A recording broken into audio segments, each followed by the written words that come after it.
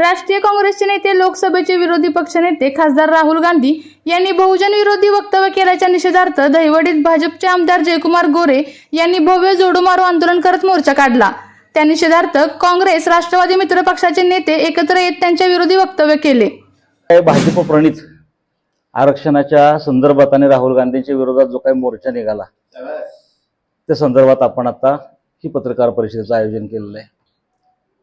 वास्तविक ही पत्रकार परिषद आपण घेतोय, कालची जी काही मोर्चा झाला तो मोर्चा लोकांनी स्वयंपूर्तीने काढलेला नव्हता, तर तो मोर्चा लोक आणली गेली होती, म्हणजे भाडोत्री लोक घेऊन त्या मोर्चाचं नियोजन केलं होतं। सगळ्यात महत्त्वाची गोष्ट आहे।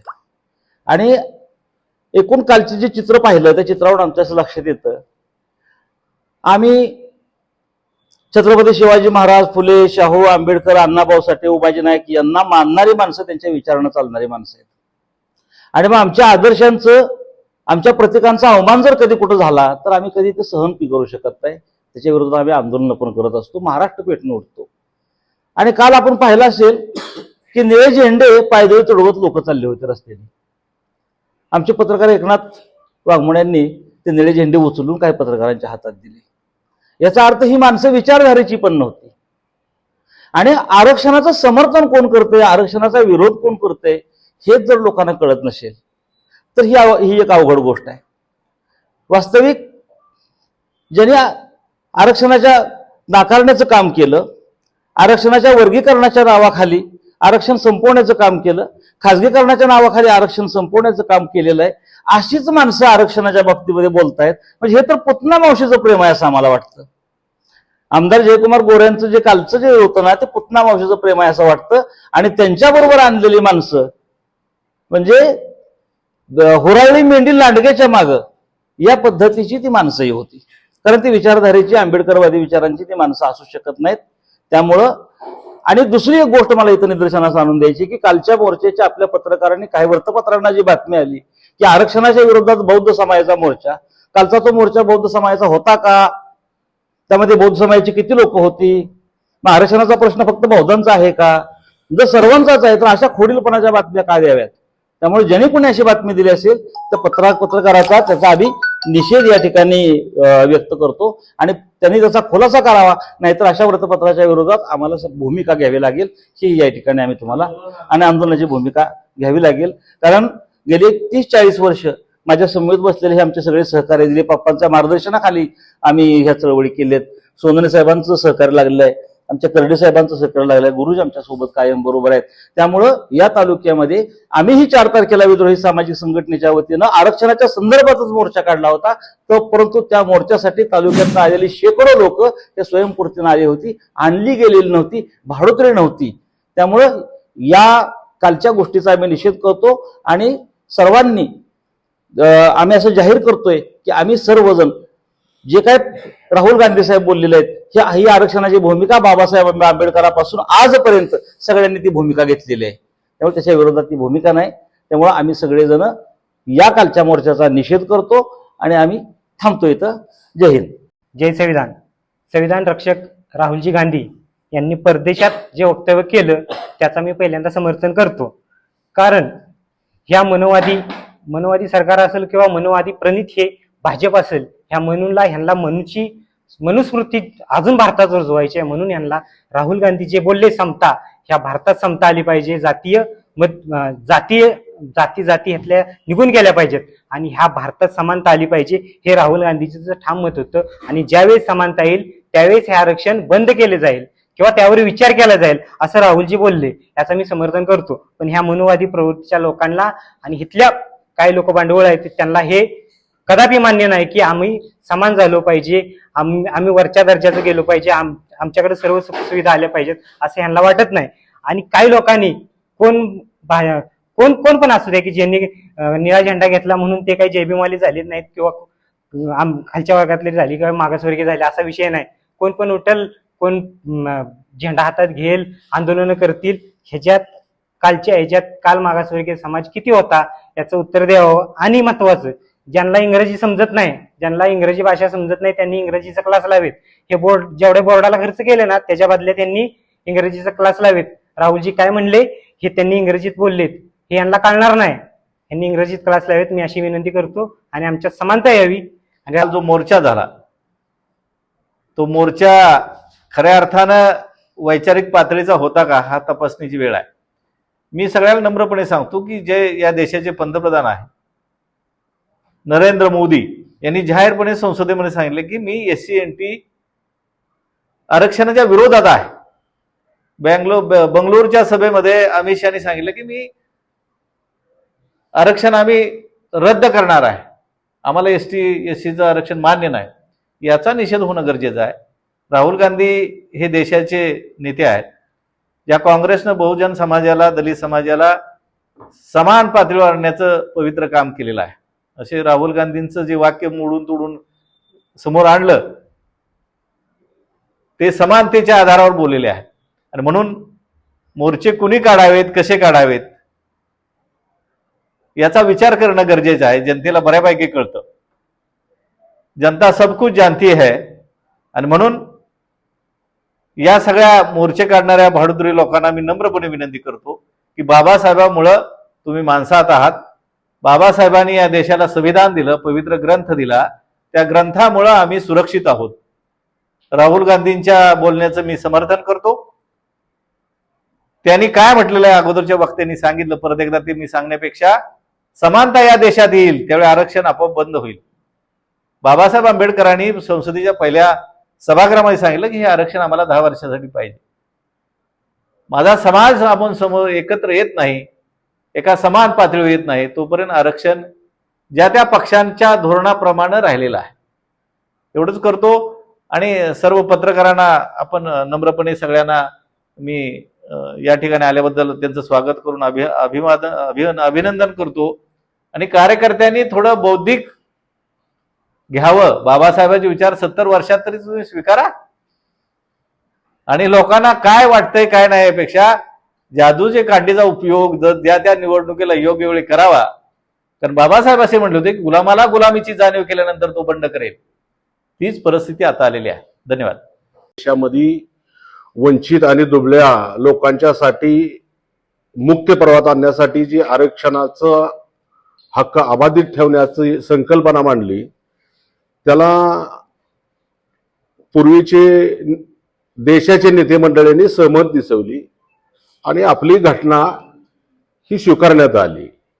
परंतु घटना स्वीकारल्यानंतर आजपर्यंत जर इतिहासात आपण पाहिलं तर असं आपल्याला दिसून येतंय की ज्या वेळेला घटनेवर भारतीय जनता पार्टीने त्यांची काय बगलबच्चे ही अवमानकारक विधान करतायत. ह्या देशामध्ये परमपूज्य डॉक्टर बाबासाहेब आंबेडकरांनी केवळ घटना दिली म्हणून 1947ला जे स्वातंत्र्य प्राप्त झालं त्याला मिळालेली भीक अशी म्हणणारी कंगना राणावतला खासदारकी मिळते. प्रज्ञा साध्वी म्हणून आहेत, मालेगावच्या बॉम्बस्फोटात आरोपी आहेत, त्यांना भारतीय जनता पार्टी खासदार करते. आणि वेळोवेळी संविधान पायदोळी तोडवण्याचं काम जर कुणी केलं असेल तर भारतीय जनता पार्टीने केलेलं आहे. आणि म्हणून कालचा मोर्चा जी काढलेला आहे आमदारांनी, तो मोर्चा केवळ आणि केवळ आपण केलेलं पाप पचवण्याच्या उद्देशानं काढलेला मोर्चा आहे. खरं तर हा मोर्चा काढायची आवश्यकता कधी होती यांना? ज्या वेळेला महात्मा ज्योतिराव फुलेंच्या विरोधात राज्यपालांनी विधान केलं त्यावेळेला का काढला नाही मोर्चा? ज्या वेळेला आमच्या एका भावानं आंदोलन केलं आणि चंद्रकांत दादांच्यावर शायफेक आंदोलन ज्या वेळेला केलं त्यावेळेला तुम्ही काय मोर्चा काढला नाही? परमपूज्य डॉक्टर बाबासाहेब आंबेडकरांना ज्या वेळेला तुम्ही वाईट शब्दाचा वापर केला त्यावेळेला आमदारांनी का मोर्चा काढला नाही? तर कालचा मोर्चा हे केवळ काढण्याचा उद्देश एक होता की राज्यामध्ये धनगर समाजाचं आंदोलनासाठी प्रामुख्यानं काल महाराष्ट्रावर चक्काजाम आंदोलन करण्याचा निर्णय होता. त्या आंदोलनात आणि धनगर समाजाची दिशाभूल करण्यासाठी ही कालचा मोर्चा काढला होता आमदारांनी. हा मोर्चा समाजाचा कोणत्या नव्हता, हा मोर्चा फक्त आणि फक्त आमदारांचा होता. आमदारांच्या सांगण्याने मोर्चा काढलेला होता. आणि म्हणून काल काढलेल्या मोर्चामध्ये जसं बाळासाहेब आत्ता रणपिसे साहेब म्हणाले, असं जर आपण बारकाईने पाहिलं तर निळा झेंडा ही आमच्या मस्तकावर असतो नेहमी. ह्या देशातल्या प्रत्येक दलित हा निळा झेंडा पायदोळी कधी तुडवत नाही. काल निळे झेंडे पायदोळी तुडवले आणि त्या मोर्चामध्ये ती व्हिडिओ क्लिप जर आपण पाहिली तर त्याच्यामध्ये बाबासाहेब आंबेडकरांचा निळा झेंडा तुमच्या डोक्याला तुटतोय म्हणून तुम्ही बाजूला करा, ही जर आमदार भाषा करणार असतील तर ही कसले लोकप्रतिनिधी आहेत? पहिल्याच कॅबिनेटमध्ये तुमचंच सरकार सांगत होतं की पहिल्या कॅबिनेटमध्ये आम्ही धनगर समाजाला आरक्षण देऊ. अरे त्याच्या विरोधात आंदोलन करा ना तुम्ही, तुमच्यात फार हिंमत आहे तर. तुम्ही राहुल गांधी जी विधान राहुल गांधींनी केलंच नाही, जी राहुल गांधींनी विधान केलेलं आहे ती आताच रणपिशेने साहेबांनी सांगितलं की परमपूज्य बाबासाहेब आंबेडकरांचं ती वाक्य आहे. त्यावेळीपासून आजपर्यंत प्रत्येक 10 महिन्याला आरक्षण आपण मुदतवाढ देतो. त्यावेळेपासून ही परिस्थिती आहे. ही लोक तुम्ही मुख्य प्रवाहात आणा ना. गाव कोसाबाहेर 1000 वर्ष लोक राहिलेली आहेत. ही लोक मुख्य प्रवाह आणण्यासाठी 15 वर्षात तुम्ही काय कारनामे केले आणि काय काय दिवे लावले ही सांगा जनतेला. तुम्ही दिशाभूल करण्याची नोटंकी तात्काळ आमदारांनी बंद करावी. कालचा काढलेला मोर्चा आणि बाबासाहेब आंबेडकरांच्या झेंड्याचा केलेला अपमानाचा मी जाहीर निषेध करतो.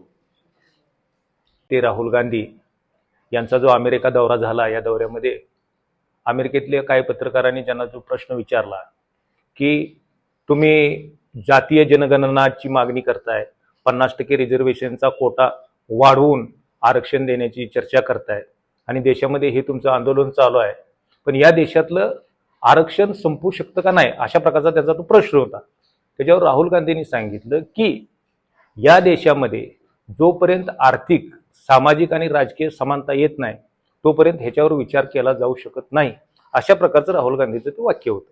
आणि ते विधान घेऊन भाजपचे राष्ट्रीय पातळीवरचे IT सेल आणि त्यांचा पक्ष राहुल गांधी रिझर्वेशनच्या विरोधात आहेत, आरक्षणाच्या विरोधात आहेत, पण हा देश पातळीवर त्यांचा तो प्रोपगंडा चालू झाला होता किंवा राहुल गांधींना बदनाम करण्याची प्रक्रिया त्यांनी चालू केली होती.